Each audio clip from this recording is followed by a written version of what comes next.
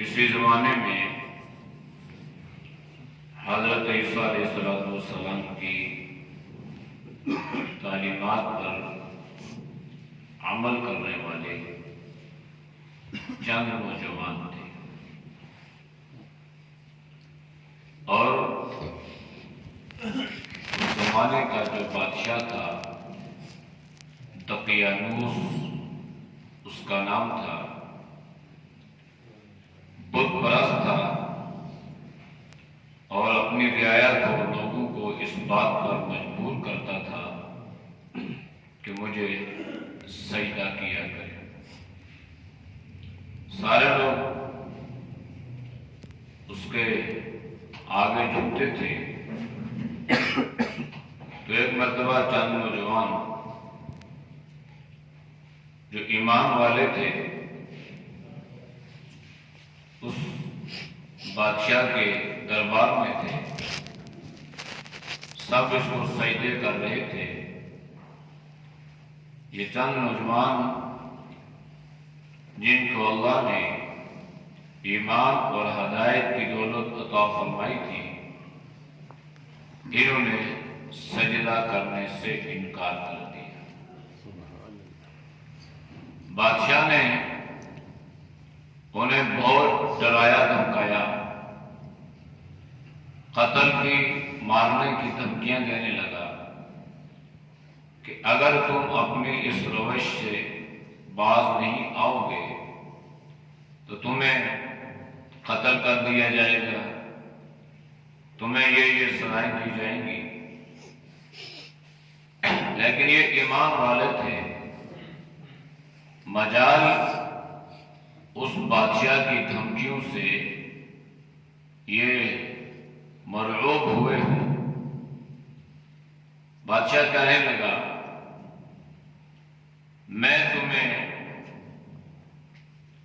چند دن مہلت دیتا ہوں، تم سوچو۔ تو یہ اس کے سامنے کھڑے ہوئے اور انہوں نے برملا اس بادشاہ کی ربوبیت کا انکار کیا اور کہنے لگے، ربنا رب السماوات والارض، ہمارا رب تو وہ ہے جو زمینوں اور آسمانوں کا رب ہے، لن ندعو من دونہ الہا، ہم اس کے علاوہ کسی اور کو قطعی طور پر الہ نہیں مانتے، لیکن تم نے جو کرنا ہے کر لو، ہمارا رب تو اللہ ہے۔ بادشاہ نے کہا، ذرا اپنے قول اپنے رویے پر غور و فکر کرنا کہ جان بہت قیمتی ہوتی ہے، اگر یہ جان تمہاری چلی گئی تو پھر تمہیں ہاتھ کچھ نہیں آئے گا، سوچ لو، تمہیں سوچنے کا موقع بھی دیتے۔ یہ یہاں سے اٹھے، قرآن کریم نے فرمایا کہ انہم فتیہ، وہ چند نوجوان تھے، لیکن چند تھے، وَرَبَطْنَا عَلَىٰ قُلُوبِهِمْ، ان کے دل باہم ملے ہوئے تھے، ان کے دل مربوط تھے، وہ ایک دوسرے سے گویا بندھے ہوئے تھے۔ تو چلتے چلتے غار میں بیٹھے مشورہ کرنے لگے، تو اللہ نے ان پر نیند جاری فرما دی، اور اللہ نے ان کو ایسا سلایا کہ یہ 300 سال تک اس غار میں سوئے رہے۔ اللہ نے ان کو سلا دی۔ جب یہ 300 سال کے بعد بیدار ہوتے ہیں، اٹھتے ہیں، تو انہیں بھوک لگی، تو بھوک لگنے کے بعد اپنے ساتھی سے کہنے لگے کہ بھائی جاؤ ہمارے لیے کھانا تو لے کر آؤ، ہوٹل پہ جاؤ۔ انہوں نے 300 سال پہلے جو ان کے پاس سکہ تھا، ان کے پاس تو وہ پیسہ تھا، اب 3 صدیاں گزر گئی، کرنسی تبدیل ہو گئی، سکے تبدیل ہو گئے، حالات اور واقعات بالکل یکسر ہو گئے۔ تو ایک ساتھی نے عجیب ان سے گزارش کی کہ کھانا تو لے کر آؤ، لیکن ایک بات کا خیال رکھنا، فَلْيَنْظُرْ أَيُّهَا أَزْكَىٰ طَعَامًا، کہ کسی مشرق ہوٹل پر نہ چلے جانا، بلکہ ایسی جگہ سے کھانا لے کر آنا جو پاکیزہ ہو، صاف ستھرا ہو، عقائد کے اعتبار سے بھی اور ستھرائی کے انتظام سے بھی، ایسے ہوٹل سے کھانا لے کر آنا۔ تو یہ گئے کھانا لینے کے لیے، تو ہوٹل والے کو وہ کرنسی دی، وہ پیسے دیے، تو ہوٹل والا نوٹوں کو دیکھ رہا ہے، اس آدمی کے چہرے کو دیکھ رہا ہے کہ یہ تو 300 سال پرانا سکہ اٹھا کے لایا ہے اور اس کا آگے آج کھانا مانگ رہا ہے۔ تو چونکہ یہ بات مشہور تھی کہ وہ چند نوجوان ایسے تھے جنہوں نے دقیانوس بادشاہ کی ربوبیت کا انکار کر دیا تھا، اور ان کا کوئی پتہ نہیں چلا کہ وہ کہاں چلے گئے، انہیں آسمان نے اٹھا لیا، زمین نے نگل لیا، ان کے ساتھ کیا معاملہ پیش آیا، ساری دنیا کے لوگ ان سے بے خبر تھے۔ تو اس ہوٹل والے نے یہ پہچان لیا اور ان سے کہنے لگا کہ بھائی یہ تو 300 سال پرانا جو بادشاہ تھا دقیانوس، تم تو اس کے زمانے کا یہ سکہ اٹھا کر لائے ہو، یہ تمہارے ساتھ کیا معاملہ پیش آیا؟ تو اس وقت اس ساتھی نے اس کے سامنے اظہار کیا کہ ہمارے ساتھ تو یہ معاملہ پیش آیا تھا۔ قرآن نے اس کی تفصیل بیان فرمائی ہے۔ اصل قرآن کریم نے اس واقعے کو جو جناب نبی کریم صلی اللہ علیہ وسلم کے سامنے بیان فرمایا ہے، اس میں بہت سبق ہے۔ سب سے پہلا اس میں سبق یہ ہے کہ جو آدمی توحید پر قائم ہو جاتا ہے، توحید پر ڈٹ جاتا ہے، دنیا کی کوئی طاقت اس کا کچھ بھی نہیں بگاڑ سکتی۔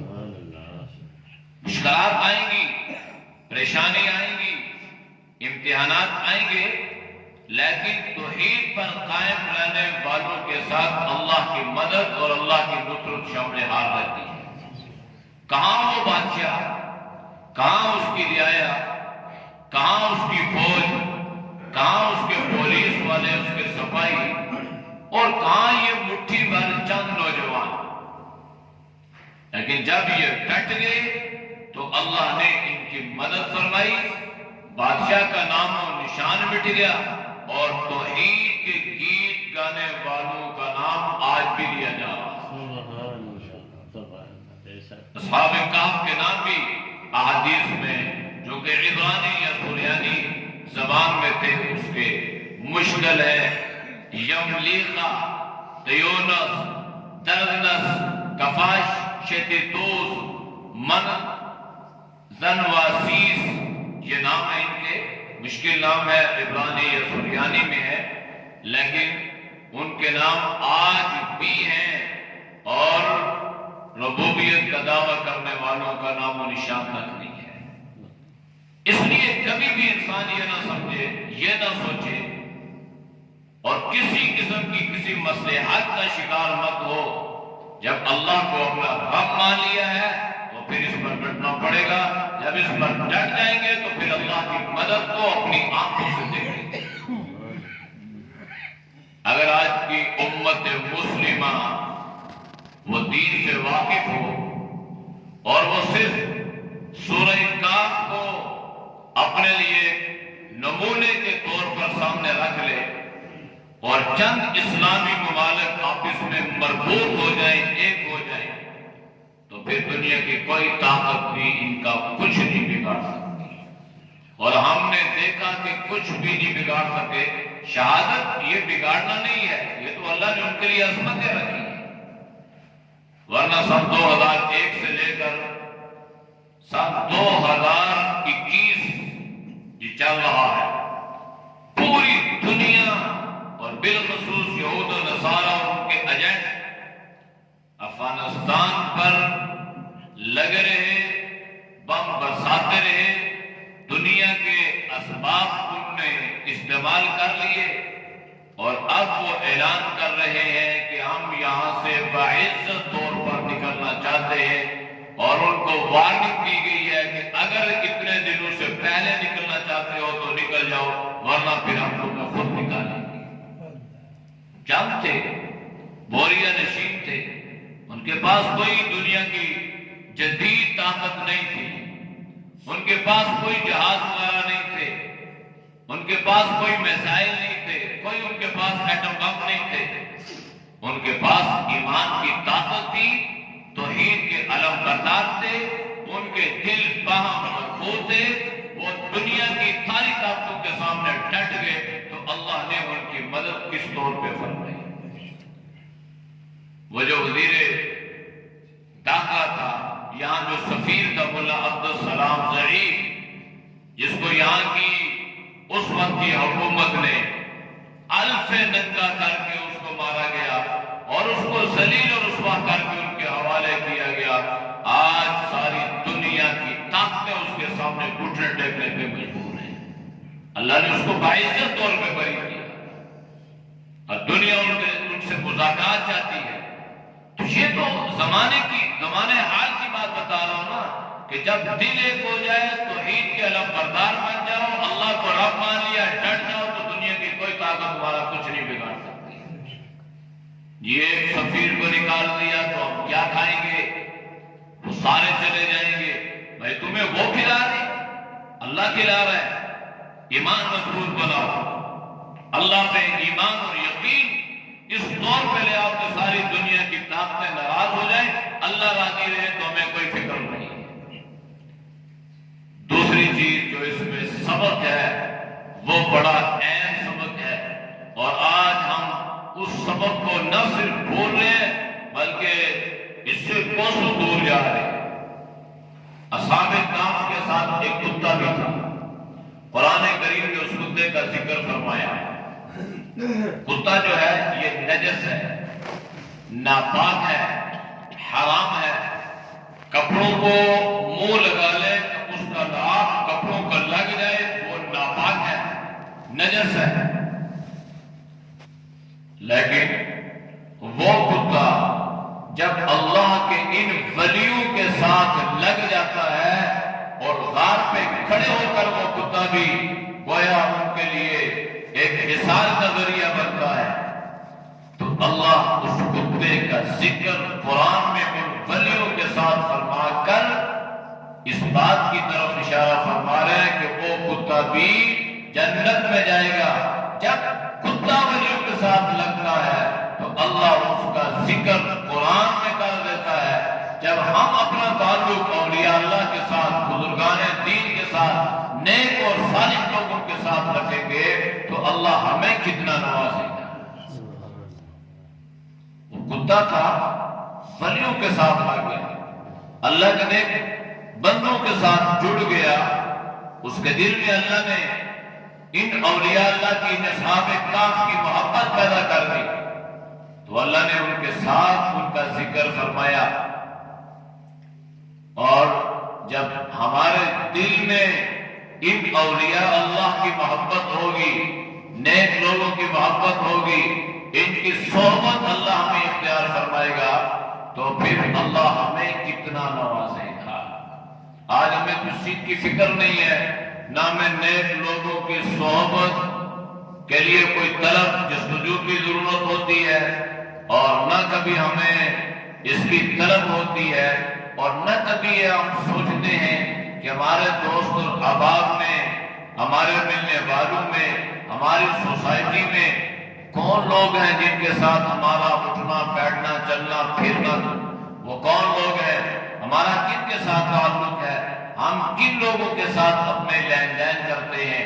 اگر نیک صالح لوگ ہوں گے تو پھر تو اللہ کا شکر ادا کرنا چاہیے، برکت کا ذریعہ ہے۔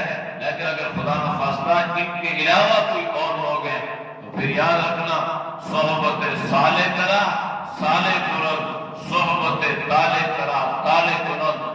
نیک لوگوں کی صحبت اختیار کرو گے، اللہ تمہیں نیکی کی توفیق عطا فرمائے گا، اور اگر برے لوگوں کی صحبت اختیار کرو گے تو پھر تم برائی کی طرف چل پڑو گے۔ اس لیے ہمیشہ دل میں یہ طلب ہو، یہ نیت ہو اور اس کے لیے حصول ہو کہ اللہ ہمیں نیک لوگوں کی صحبت اختیار فرمائے، اور ان نیک لوگوں کی محبت اللہ ہمیں عطا فرمائے۔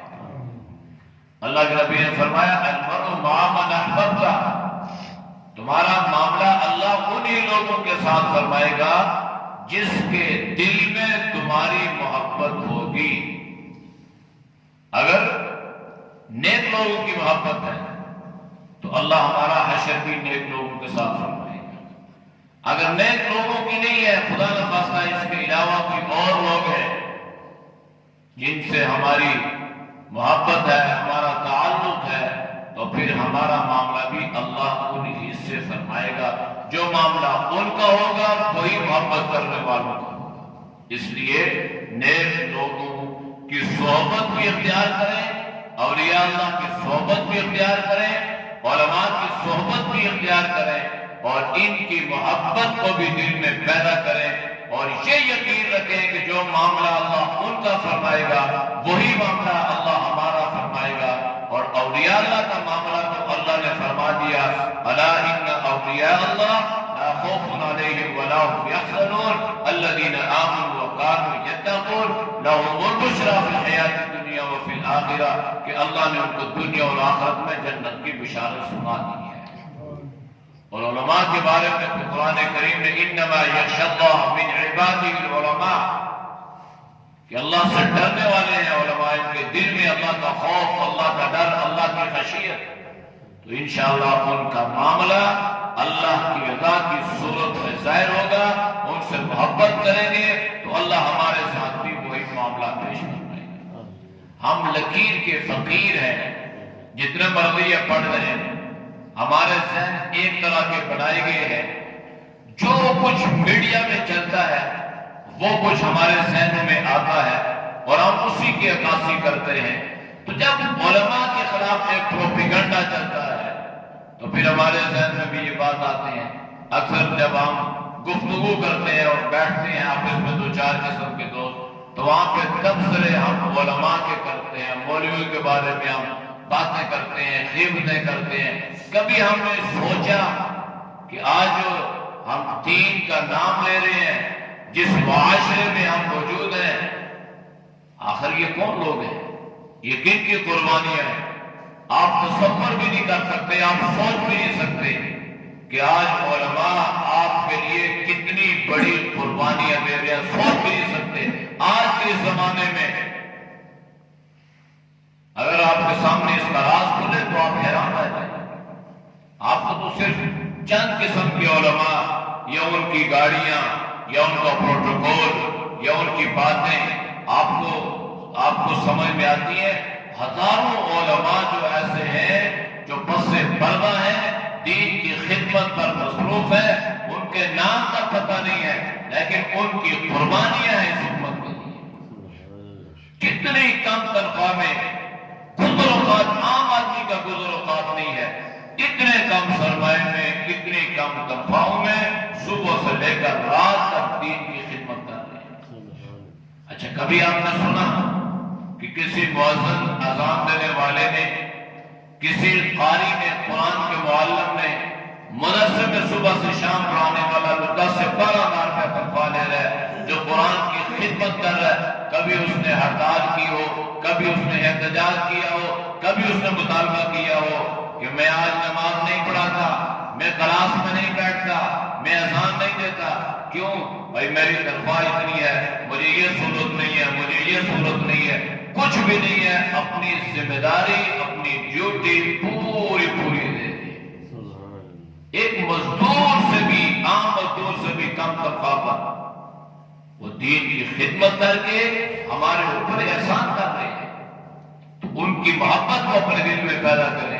صرف پروپیگنڈوں کا شکار مت ہوا کریں، بھائی فلاں جگہ یہ ہو گیا، اور پھر بیٹھتے ہیں اور پھر اس میں تبصرے کرتے ہیں، پھر بہت سارے ان پہ تانے لگاتے ہیں، پھر بہت ساری برائیوں کا ارتکاب کرتے ہیں۔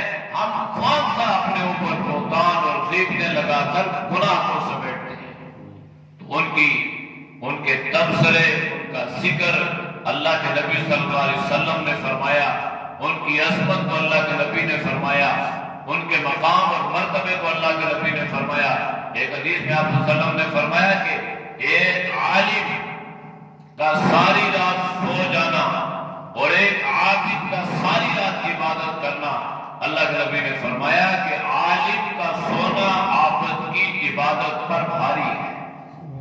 الفقیہ واحد اشد علی الشیطان من الف عابد، 1000 عابد کی عبادت گزار ایک طرف، ایک عالم کا ایک مسئلہ بتا دینا یہ ایک طرف۔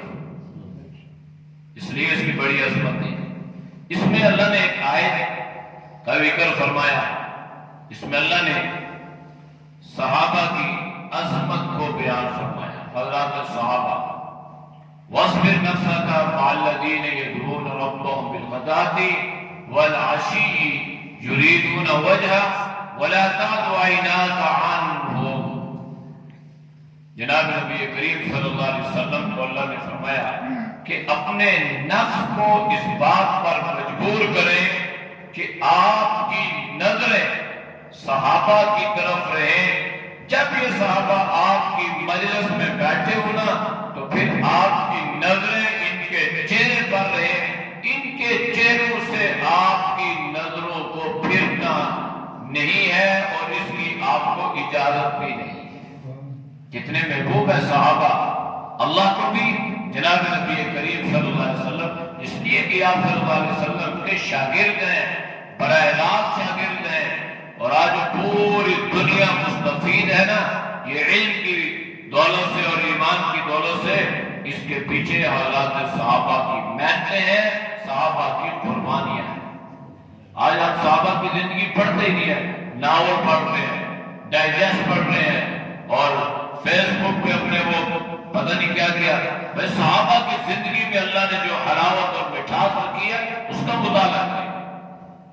حیات الصحابہ کتاب ہے، بہت سارے صحابہ کے اس میں کارنامے ہیں، اور ان کی جو ہے وہ محنتیں ہیں، ان کے ایمان کی داستانیں اس میں بیان کی گئی ہیں۔ ان کو پڑھیں، اپنے بچیوں کو دیں کہ بھائی صحابیات کو پڑھو، صحابیات کی کیا قربانیاں تھیں، کیسے ہم تک دین پہنچنے میں ان کا جو ہے وہ کردار ہے، اور کس کس قسم کی انہوں نے اذیتوں کو برداشت کیا۔ سورہ مریم میں اللہ نے حضرت مریم سلام اللہ علیہا کا تفصیلی واقعہ بیان فرمایا۔ حضرت زکریا رضی اللہ، حضرت زکریا علیہ السلام کو اللہ نے جو اولاد حضرت یحییٰ کی صورت میں عطا فرمائی، اس کا اللہ نے ذکر فرمایا۔ حضرت ابراہیم علیہ السلام کا اپنے باپ کے ساتھ مکالمہ تفصیلی اللہ نے ذکر فرمایا۔ باپ مشرک ہے، کافر ہے، بت پرست ہے، بیٹا مباعد ہے۔ اللہ کی قدرت دیکھیں کہ اللہ نے بت بنانے والے کے گھر میں بت توڑنے والا پیدا فرما دیا۔ حضرت ابراہیم کا باپ بت فروش اور یہ بت شکن، وہ بت بیچنے والا، بت بنانے والا، اور اللہ نے ایسا بیٹا عطا فرمایا کہ جو بت توڑنے والا۔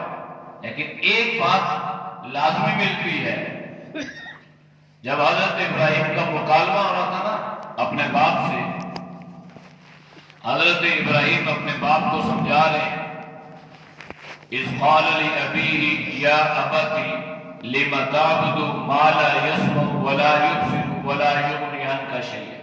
تو حضرت ابراہیم جب اپنے باپ کا نام لیتے ہیں تو یا ابتی، اے میرے باپ، اے میرے باپ، اے والد، ادب سے، آداب سے۔